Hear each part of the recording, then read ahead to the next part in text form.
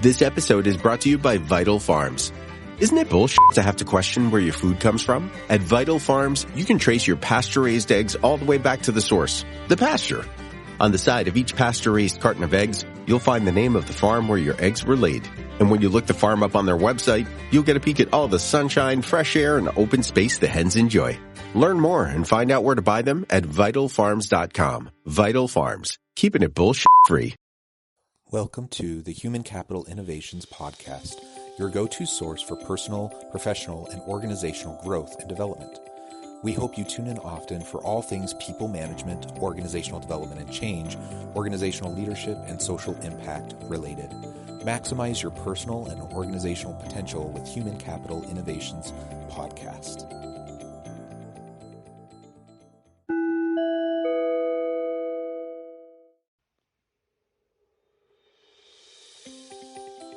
Welcome to the Human Capital Innovations Podcast. In this HCI podcast episode, I talk with Mike Vannelli about learning from people management mistakes and making sure employees are heard.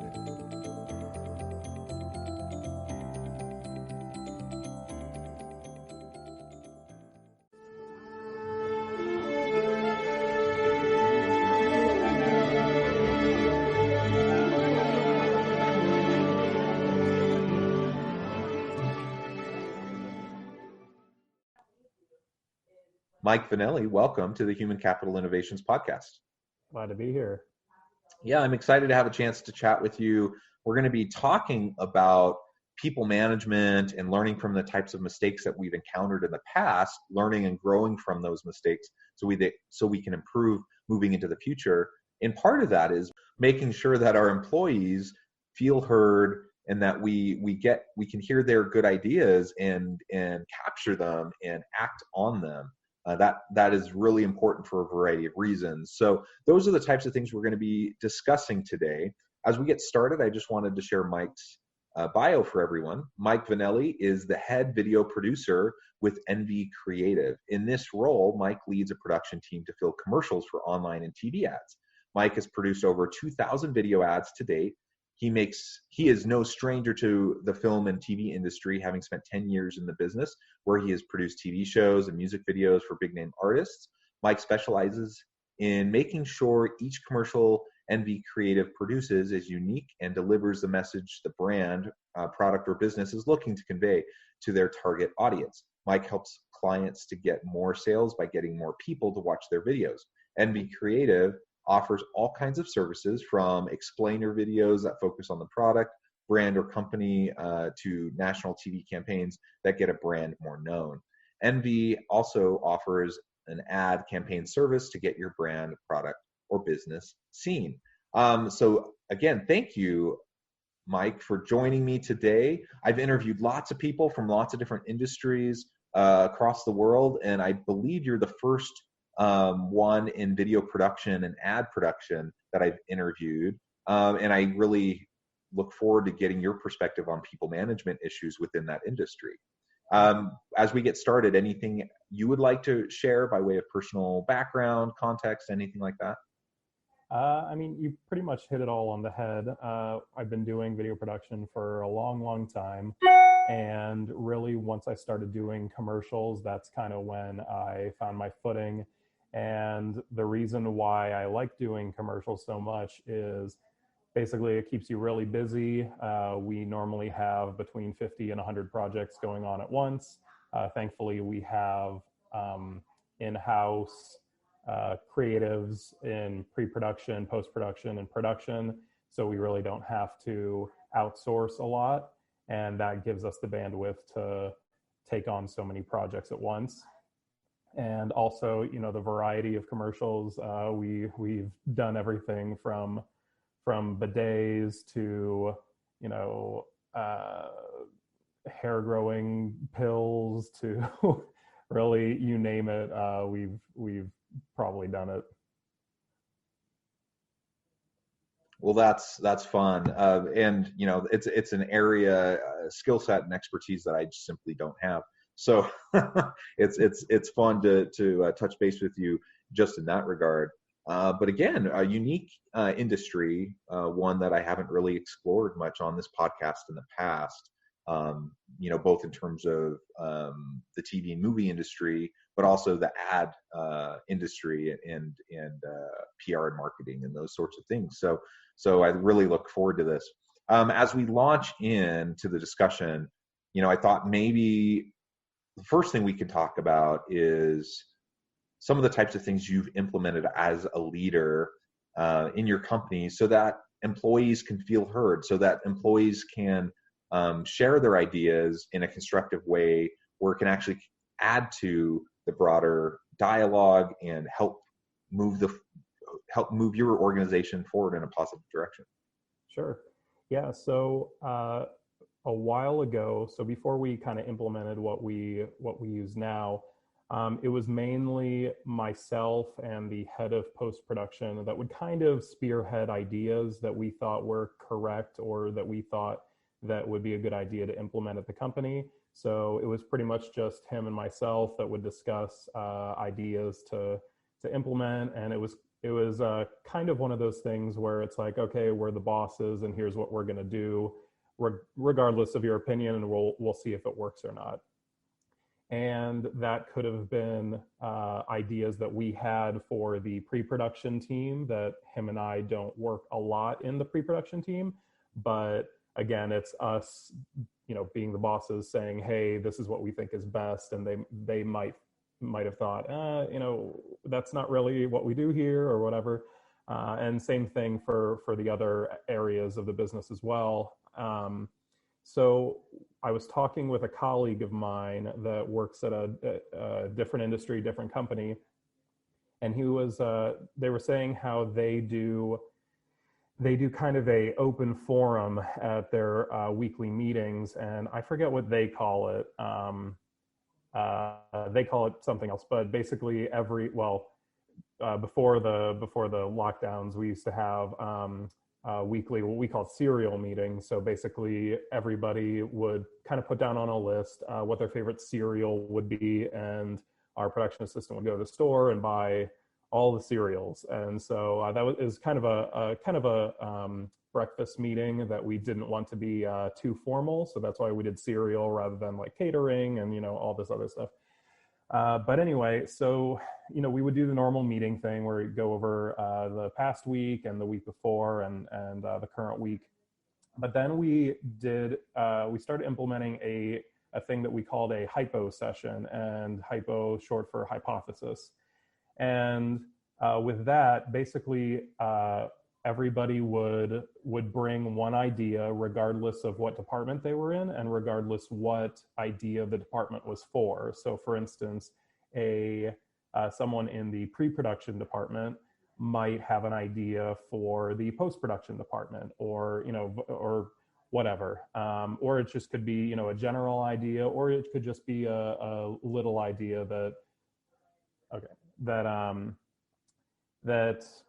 could be for anything.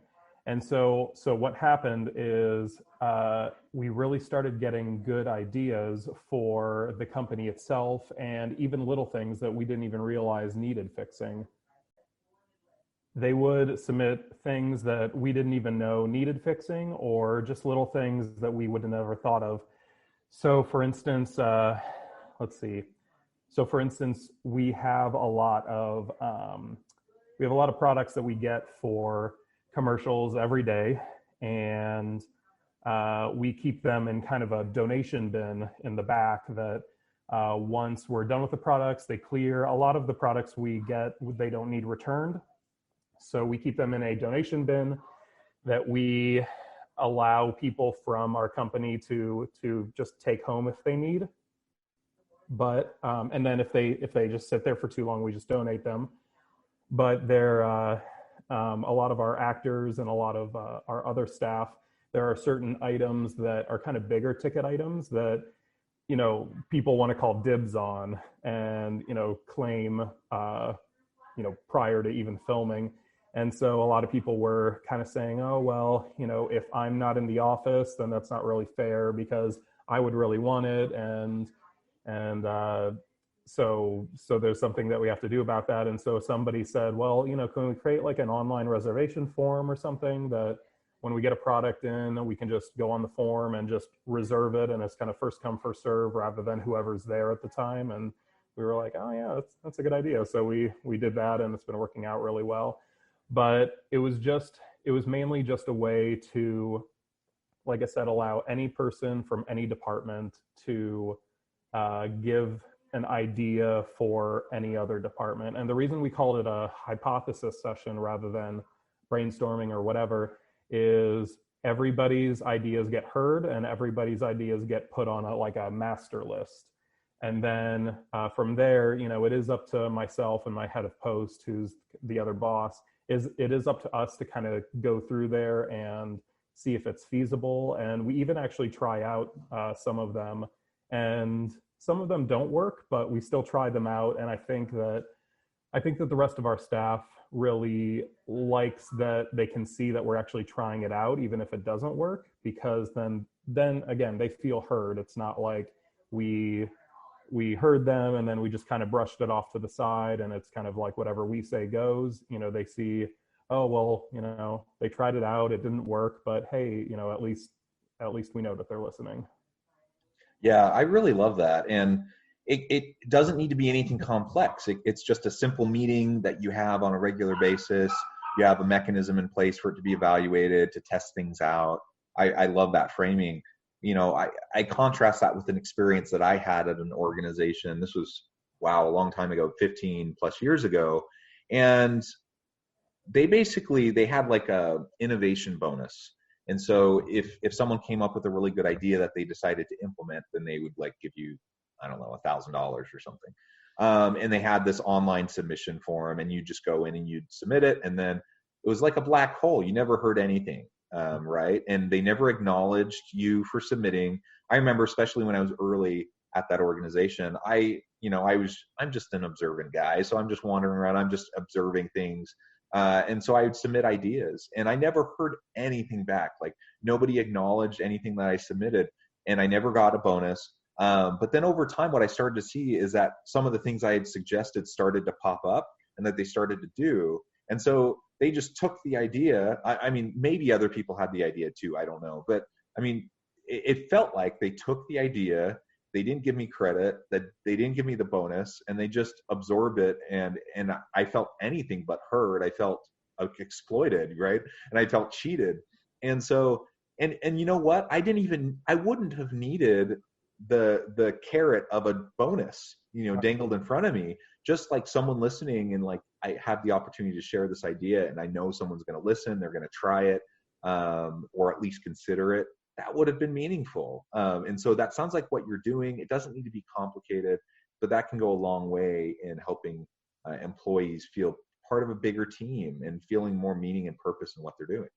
Yeah, because, we don't really need to, like you said, dangle the carrot of a bonus in front of them, because a lot of the ideas that they're coming up with, it's either to help with the workflow or help with something in their department directly or the company as a whole, or it's even sometimes a pain point that they kind of, because with pre-production, production, post-production, even though they're separate departments, they all work together. And, for instance, if the post-production is editing a project and doing some visual effects, then they might contact pre-production and say hey, when you were working with the client, what did they say about this effect? What did the script say? What was your conversation? So they are, communicating. And so when they're submitting hypothesis ideas, then it's kind of,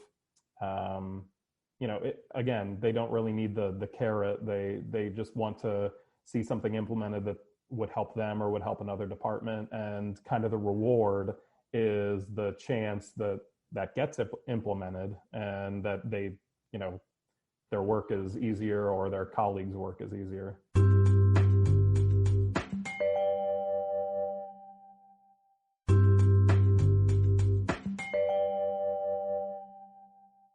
Which is innately rewarding, right?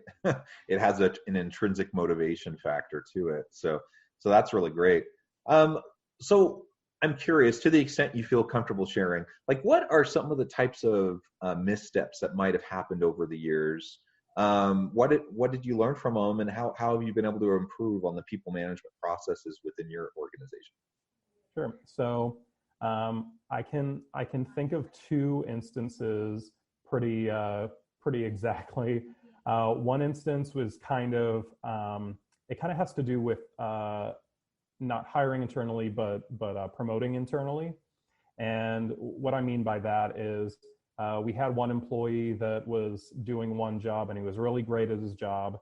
Um, he I didn't hear it directly from him. I kind of heard through the grapevine that he was kind of wanting to move up, to a higher position.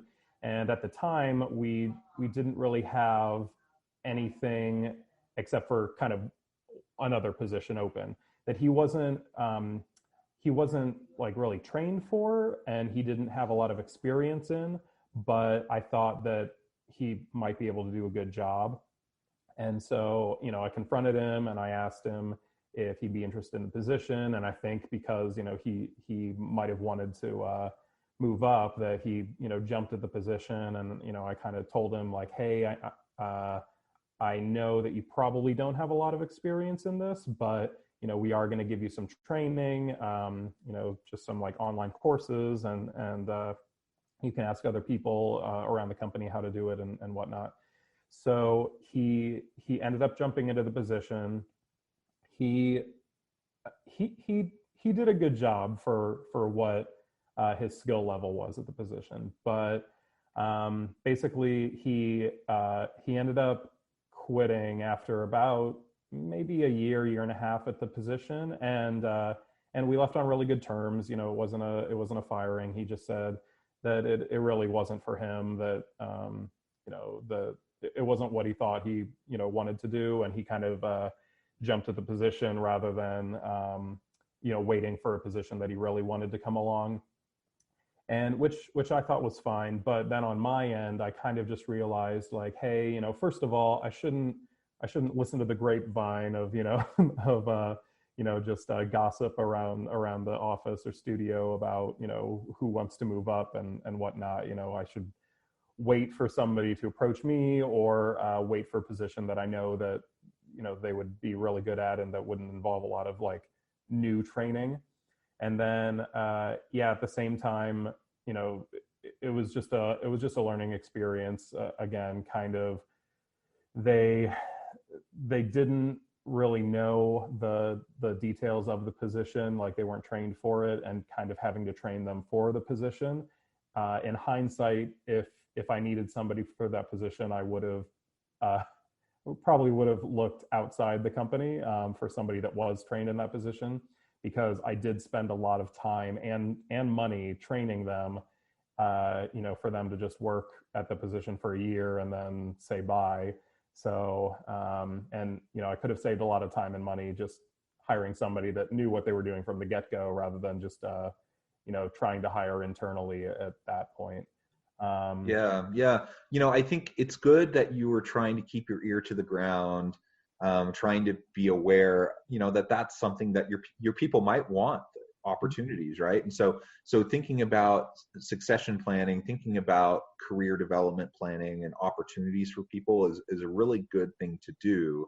But it is tricky. And I've seen this kind of problem happen in many organizations, where they know they have someone who is interested in moving up. The fit of like whatever's available for them to move up isn't really there, but they try to do it anyways, and they try to fit them in. It just doesn't work out.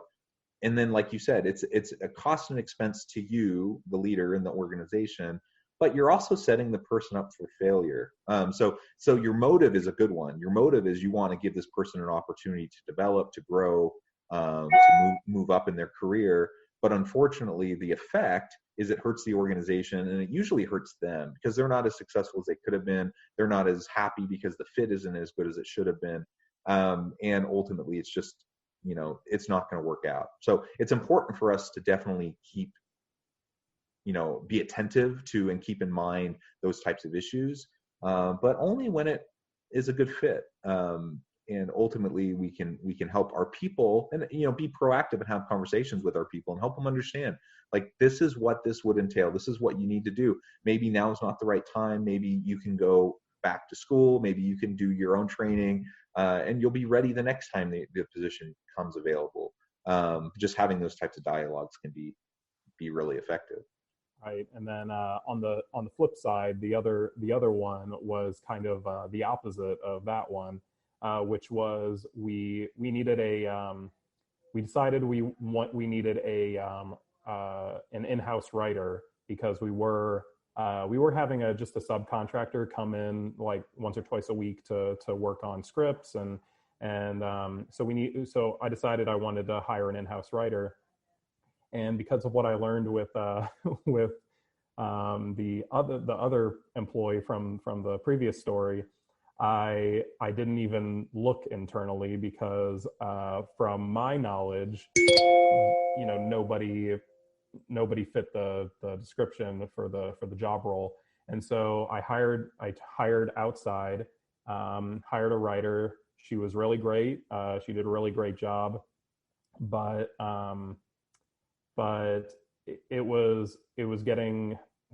it just wasn't cost effective to have an in-house writer after all. But she still worked here again for about a year, and that was a layoff. So we let her go. And again, it was just a financial decision. She did a really great job, but we just said, because you're only a writer, there are times when the script writing is kind of down. So, there might be weeks where she writes 15 scripts. There might be weeks where she writes 2 scripts, and then she's just kind of like sitting there waiting. And so so after letting her go, we did try to outsource it for a little while. And again, it came back to like, well, I'm not really enjoying it. And it actually came up in a hypo session where somebody mentioned that one of our staff members from another department, from pre-production, was and he was an admin. He wasn't creative, so he was just communicating with clients. That he was a writing major, and that I did notice that if he kind of got through everything he needed to do, he did have some downtime, maybe like once a day, once every other day. And so, so I didn't know that. And I approached him and I said like, hey, I noticed that, if you get through like all your contacts that you need to, and you get done what you need to do, you have like a little bit of downtime every day. So I was wondering if you'd be interested in trying out writing a couple scripts, since you already know kind of the workflow. You've been, you communicate with the clients, and so you know what they want anyway. Would you be open to that? And he said absolutely. And so so we tried him out for a little while, and he's been one of our head writers ever since, and it's worked out really well. But again, it was like kind of the opposite, where I didn't want to hire internally because I didn't know anybody had the skills, and so I hired somebody else, and then it didn't work out because sometimes they didn't have enough to work on. And then when I realized that I could hire internally, he not only, because I knew he was busy with like his administration stuff, but then once he gets done with that, then he works on scripts. And so it's never like downtime like it was with the dedicated writer. And yeah, he's still writing today. Yeah, what good examples, contrasting examples of the same phenomenon. And I guess really what that illustrates is there's no like one size fits all approach. Mm-hmm. That you have to take each of those situations one by one and assess, what the needs are, what the business case for the position is, what the talents of your team are. And as long as we're observant and we're aware of our people, we know our people, then we can start to find those fits or avoid the misfits that might not occur as we're trying to move forward in a positive direction. Well, Mike, that's been some really good insight into your industry. I also appreciate you sharing with everyone, those examples and the really important message about making sure that we listen and we give people a chance to be heard as they're part of our team. So they don't feel so isolated. They don't feel like they're doing their one little thing, but they're really part of a team, and they have the opportunity to contribute and to make things better for everyone. We're drawing short on time, so I want to respect your time. Before we part, though, I wanted to give you a chance to share with listeners how they can connect with you, find out more about your business and what you can do for them. Sure. So like you said before, the company is NV Creative, and pretty much the tagline is we make videos and ads for business products and brands. And we can be found on our website at thinkenvy.com. That's THINKENVY.com. And we're also all on the social medias, Instagram, Facebook, YouTube. It's all Think Envy. So you can find us anywhere. And the one good thing about us is that, like I said before, we have mostly everything in-house, including we have our own studio, we have our own equipment, we have our own standing sets. So pretty much we can almost do a video for really any tier. We've done like videos for single people and startups all the way up to the Fortune 500 companies. So anywhere in the middle we can handle content for. Excellent. Well, thank you, Mike. It's been a real pleasure talking with you. I appreciate you sharing your insights. And I hope listeners will check you out, go look on your LinkedIn, get connected, see if there's anything you can do for them. I hope everyone stays healthy and safe, that everyone can continue to find meaning and purpose at work each and every day. And I hope everyone has a great week. Thank you. Thanks so much.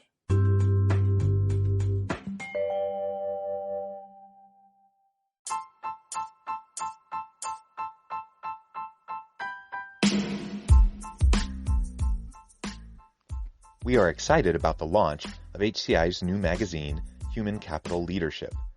Human Capital Leadership is a free, interactive e-magazine designed to help individuals, leaders, and organizations find innovative approaches to maximize their human capital potential.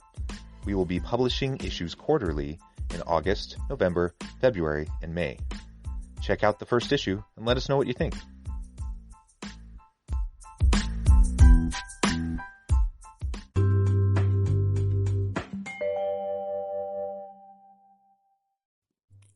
Thanks again for joining us for this episode of the Human Capital Innovations Podcast.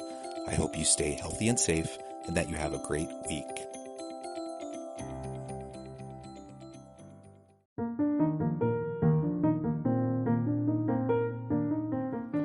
Check out our new weekly LinkedIn newsletter, Alchemizing Human Capital, exploring industry trends via original research and interviews with executives and thought leaders from across the globe.